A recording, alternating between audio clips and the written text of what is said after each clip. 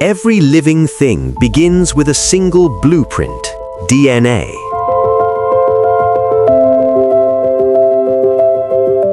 In the human body, every cell, from the neurons firing in your brain to the beta cells producing insulin in your pancreas, contains an identical set of genetic instructions. But if the blueprints are the same, how does a single cell know to become a beating heart or a seeing eye?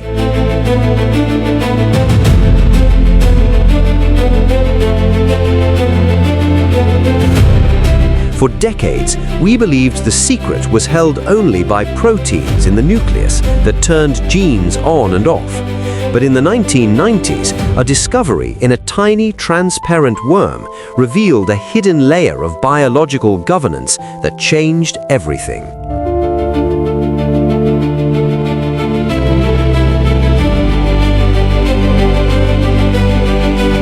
Our story begins with Canerhabditis elegans, a nematode worm barely a millimeter long.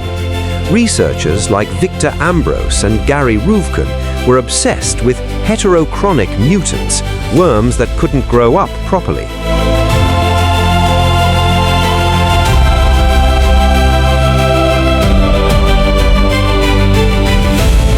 One mutant, Lin4, failed to develop a vulva and couldn't lay eggs.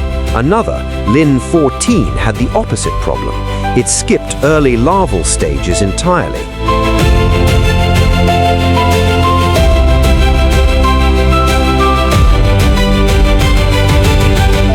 Ambros discovered that Lin4 was a negative regulator of Lin14, acting like a brake on its activity.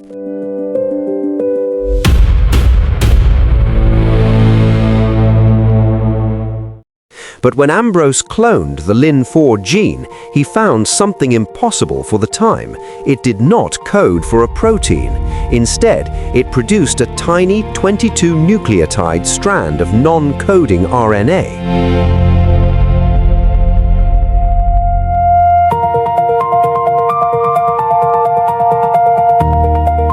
On the evening of June 11, 1992, Ambros and Ruvkun exchanged their sequence data.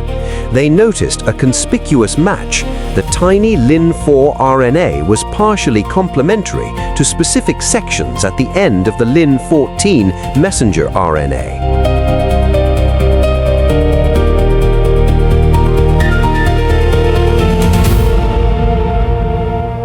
By binding to this messenger RNA, the tiny RNA could stop the production of protein without destroying the gene itself. They had discovered microRNA.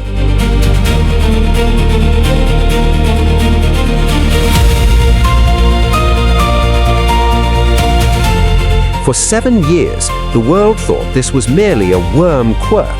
That changed in 2000 when Ruvkun's lab identified a second microRNA called Let7.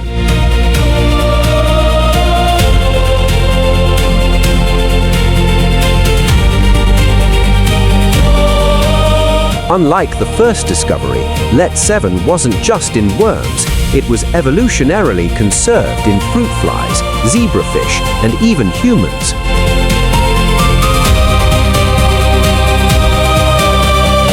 This revealed a fundamental truth.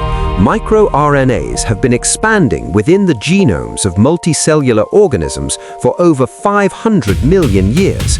They are the tuners of life, ensuring the correct production of proteins at any given time in every cell type.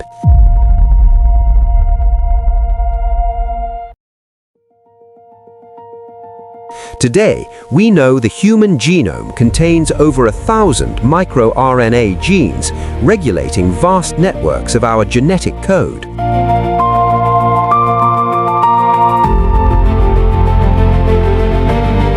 Inside our cells, the production of these tiny regulators is a high-precision assembly line.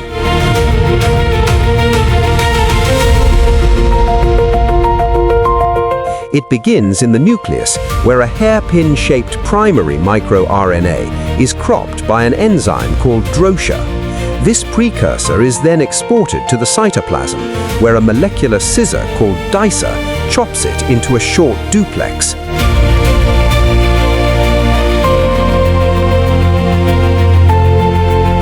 One strand of this duplex is loaded onto a specialized protein called argonaute.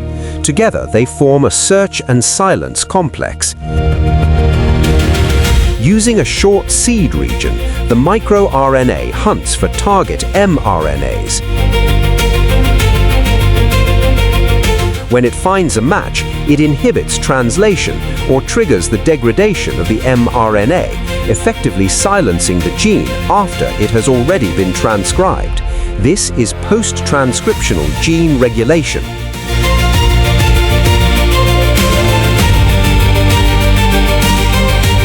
Without these tiny molecules, complex life collapses.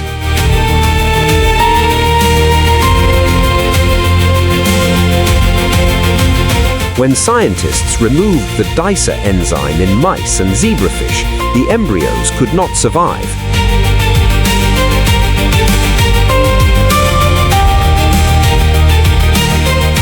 If microRNAs are removed later in life, the results are devastating. Neurons degenerate, leading to ataxia and uncoordinated movement.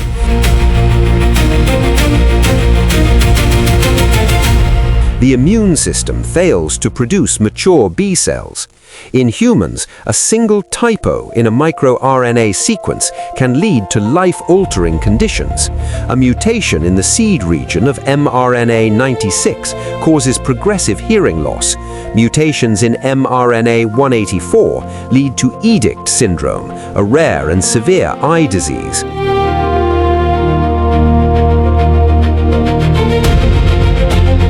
Perhaps most striking is dicer-1 syndrome, where a mutation in the biogenesis machinery predisposes children to tumors in the kidneys, lungs, and brain.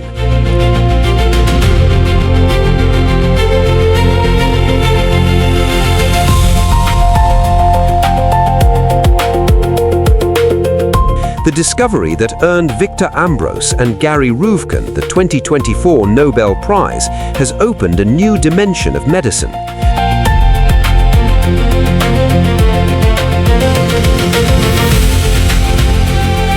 Researchers are now developing microRNA-based diagnostics and therapeutics to fight cancer, heart disease, and neurodegeneration.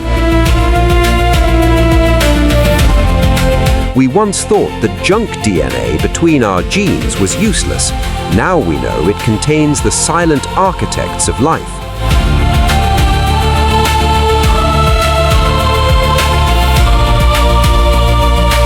These tiny strands of RNA, just 22 nucleotides long, are the reason we are more than just a sequence of genes. They are the governors of the complex, multicellular symphony that is a human being.